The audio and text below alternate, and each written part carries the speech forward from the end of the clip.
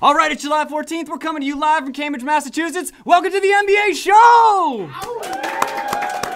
Very nice. Today we've got a guest CEO, an actual real-life serial entrepreneur here to talk about her newest startup. Remember to subscribe to us on iTunes to the NBA show. And Tom, what is our headline this week? This week's headline comes to us from two of our regular viewers, Thank you, Brian Jones and Zach Cohen. And Zach Cohen. And the headline this week is recruiting season has officially started. Woo! Yes, I love the smell of Padfolio grease in the morning. You're misreading your calendar again. It's July. You're not allowed to recruit in July.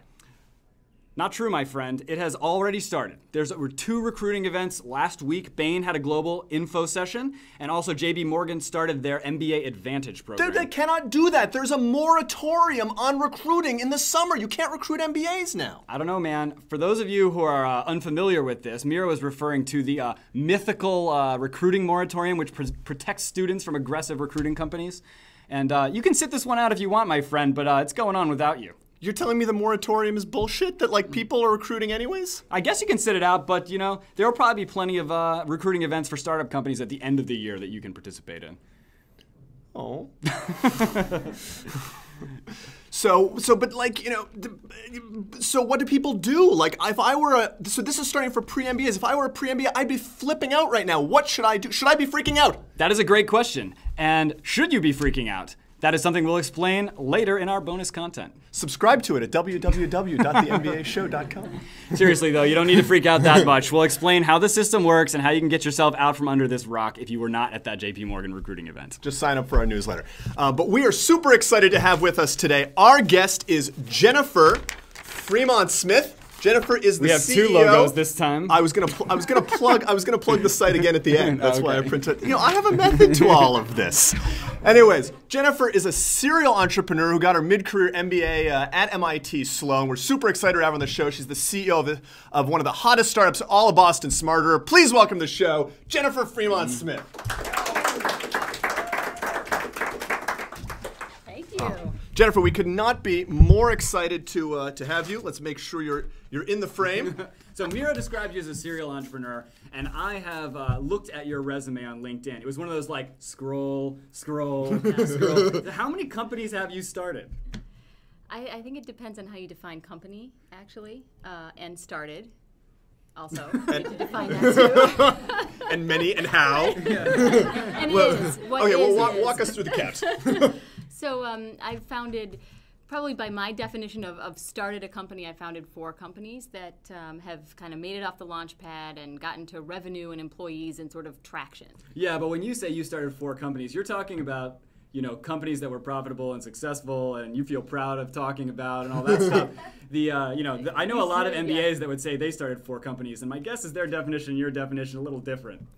Right. So how many MBA companies would you say you started? That would be like, you mean like MBA like mentally below average? Like, oh, you're killing us here. No, so by that definition, I think I've probably started around 12. Like, you know, where you like have an idea and you go talk to a bunch of people about it and go around in coffee shops and talk about it a lot. 12.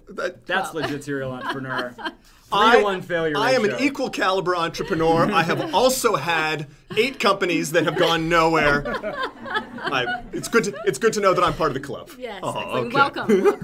Yes. But there's a lot of MBAs who are considering being entrepreneurs for the first time. They've been spending a lot of times in coffee shops. You actually got your MBA after having started several companies. What kind of advice would you give to first MBAs looking to start their first company out of being an MBA? Okay, so if you've had some jobs in big companies before your MBA, and then you went and got an MBA, all right, I'm good to go here. Yeah.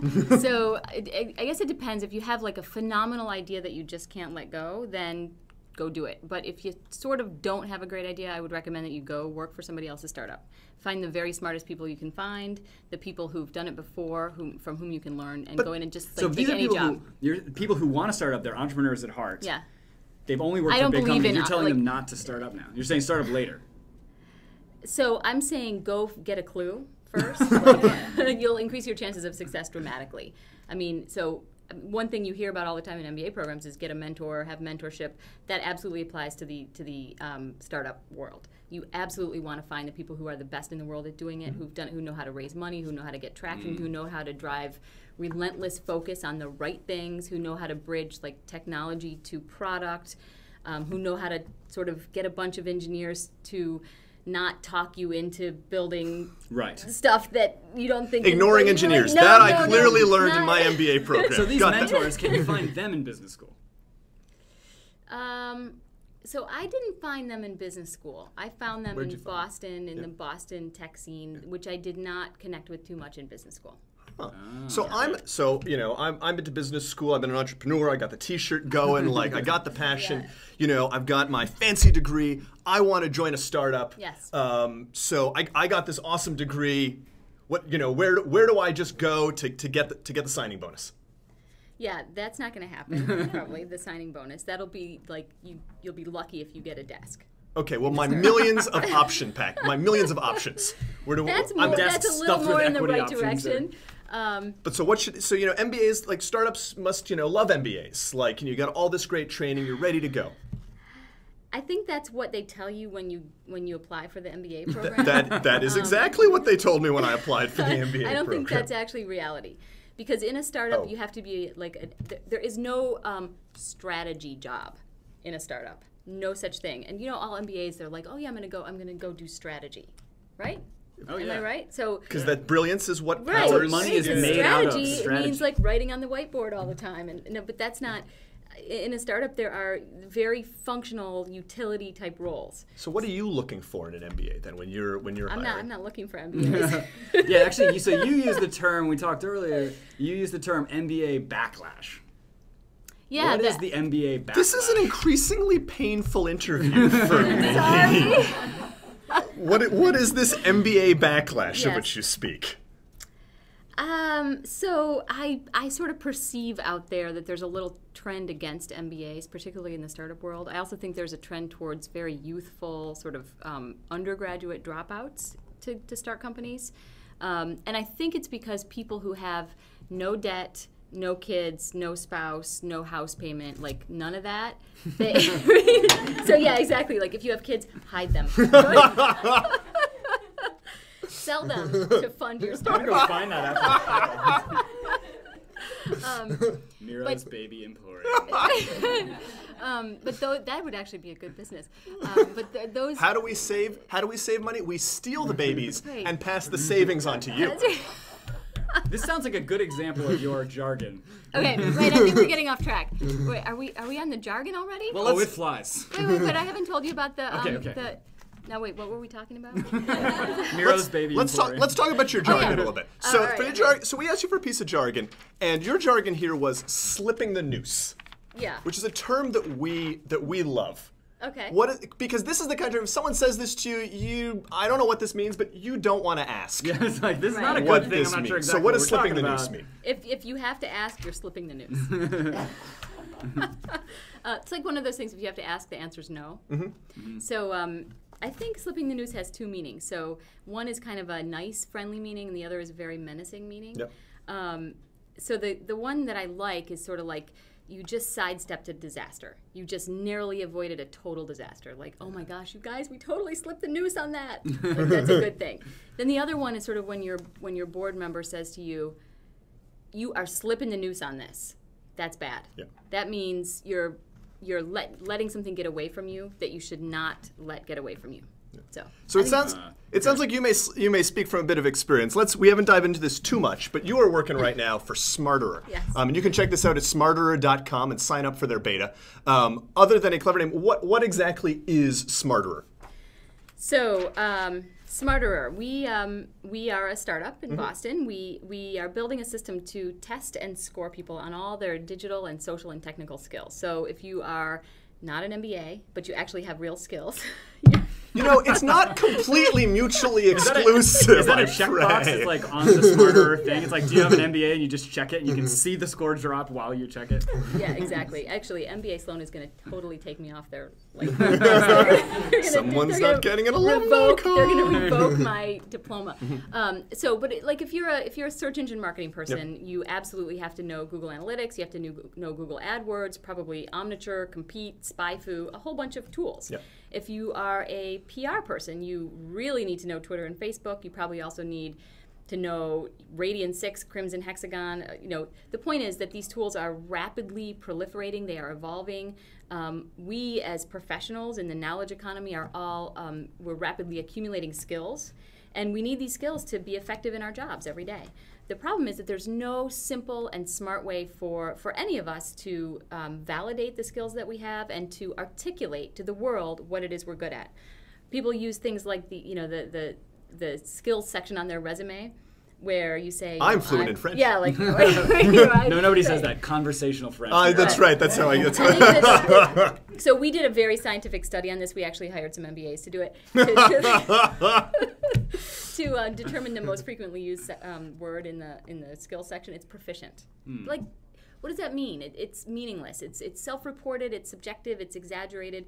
And yet that skill section is a very valuable real estate for professionals to articulate why they're valuable. So now instead of the proficient in French, I'm going to have a badge from Smarterer that says I can speak French, or I can speak French with a score of 363. Exactly. Okay. That's right. And how do you do that at Smarterer? So there are 3 parts to our model. So first of all of our tests and questions are crowdsourced. Skills are evolving very quickly. We're staying ahead of the curve by kind of getting our content from our users. We're building a very relevant and current database of tests that way. Then we have this incredibly awesome, super smart scoring algorithm. It's based on Glicko, which is used to rank chess masters. And it's adaptive, like the GMAT, right, which you guys all took. So we hone in very quickly on your skills. Which says, by the way, I am a great hire for any company based on my GMAT score, regardless of the MBA. Well, we'll find out. We need to find out how much your salary goes up based on your scores at Smarterer. Check back in a few months because we're gonna know that. All right. So anyway, we can hone in very quickly on your skill level, and we're testing you at your skill level, not below or above, because of the adaptive nature of our scoring algorithm. Then, so user comes in, they pick a tool, they start answering questions, and then we give them a score, and we give them a badge that represents their skill level. And the badge is visually pleasing, it's social, it's designed to be shared every place where you want to express your identity, your professional identity. So it should go on LinkedIn, on Facebook, on Twitter. I get my 363 printed on a button and just like If wear it you on. shouldn't be too proud of a 363. You should Okay, have, we're scoring on an 800-point scale, so you really need to be Just like the GMAT. Perfect. Exactly, Okay. yeah. So we launched 4 weeks ago, and we're seeing tremendous user traction. We're funded by Google Ventures and True Ventures and a bunch of local angels, which is great. So MBAs, you'll be headed into a job search. Smarterer is a great place to go to set a sense of your skills and be more than proficient. But maybe there are certain CEOs in the area who think that MBAs are not the greatest hire. We asked you for a business school tip of the week that I actually really like, that is potentially one of the ways that MBAs can overcome some of the hurdles on this. And so our business school tip of the week from Jennifer this week is write a review of a product that you are interested in online. Well, yeah. So I mean, this Even applies. if it's a bad review? No. Don't worry. I mean, if it's a bad review, it has to be very thoughtful and constructive. But this, I think, mostly applies to sort of more the startup world. But if you're looking at a startup, you're really excited about working there, you think it's got momentum, and you want to get noticed, you should start to make noise about that startup. You should be tweeting about it. You should be talking about it on Facebook. You should write a blog post about it. I promise you that if it's a startup anywhere in the web space, they will notice. They will notice that content you're creating, and you will stand out. So if I'm applying for a job at Smarterer, I should be writing a blog post about Smarterer. That's how we've actually hired a number of our people. But doesn't it feels to me like, oh my gosh, Smarterer is so fantastic. Everything about it is perfect. I love the buttons. I love the... No. You're not going to call up and be like, you're hired. No. There's still a very rigorous process. I mean, so in our I would assume it's extraordinarily rigorous, the testing of all sorts. So we're looking for a couple things. So we're looking for, of course, engineers, Python engineers. Those tend to not come out of MBA programs. But we need developers who are coding our product. I'm looking for an absolutely phenomenal VP of product So again, like product managers often don't come out of MBA programs, but if you can mold yourself as an MBA, if you can learn the product side of the business, that's where a huge amount of kind of employment growth is. So we're looking for that kind of person. And then longer term, we'll be looking for people who are absolute rock stars in sales and biz dev and marketing. So. Well, also tips, so for products that you're interested in MBAs, engage with those products online in a really public way. It's a fabulous way to really set yourself out and show that you care about the products that you care about. So we wrap up the show here with a little segment where we ask each other what they're up to this weekend. Mira, what are you up to this weekend? I am actually making cheese this weekend at my house. I built a cheese press last week. I've been experimenting, and this will be the first block of farmstead cheddar. So you'll either see me smelling of sock on Monday or 5 pounds fatter because I've successfully made cheese. Can you make the cheese test on Smarter? There's going to be a cheese test? The cheese making test? Yes, wow. I can make the cheese taking test on Smarter. Oh. Well, it'll be my wife's birthday, so happy birthday, Tracy. And So it'll be my daughter's 8th birthday. Happy birthday, Lucy. Happy birthday, Lucy. And Mira will be making cheese. All right. I'm the real Tom Rose. I'm Miro Kaz. I'm Jennifer Fremont-Smith. And you've been watching The MBA Show.